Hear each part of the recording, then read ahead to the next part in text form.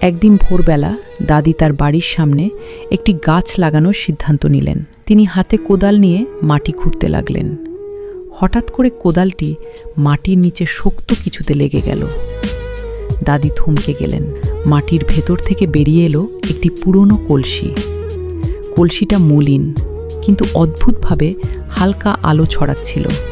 দাদি ভয় আর বিস্ময়ে কলসিটা তুলে নিলেন। দাদি কলসির ভেতরে একটু চাল রাখলেন, আর তখনই ঘটল আশ্চর্য ঘটনা। চাল বাড়তে লাগলো, উপচে পড়তে লাগলো, শেষই হয় না। দাদি বুঝলেন এটা একটি জাদুর কলসি। পরের দিন থেকে দাদি সেই কলসি দিয়ে গরিব গ্রামবাসীদের দান করতে লাগলেন।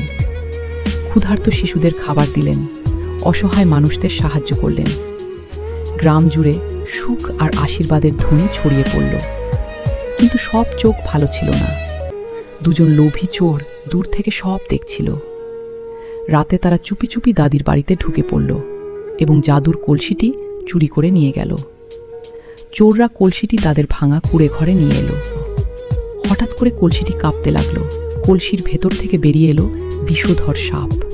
একটা নয়, অনেকগুলো।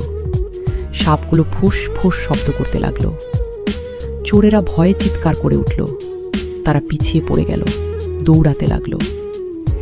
পরদিন সকালে কলসিটি আবার দাদির বাড়ির সামনে দেখা গেল। দাদি গাছটির পাশে দাঁড়িয়ে চোখ বন্ধ করে আল্লাহর কাছে শুকরিয়া আদায় করলেন।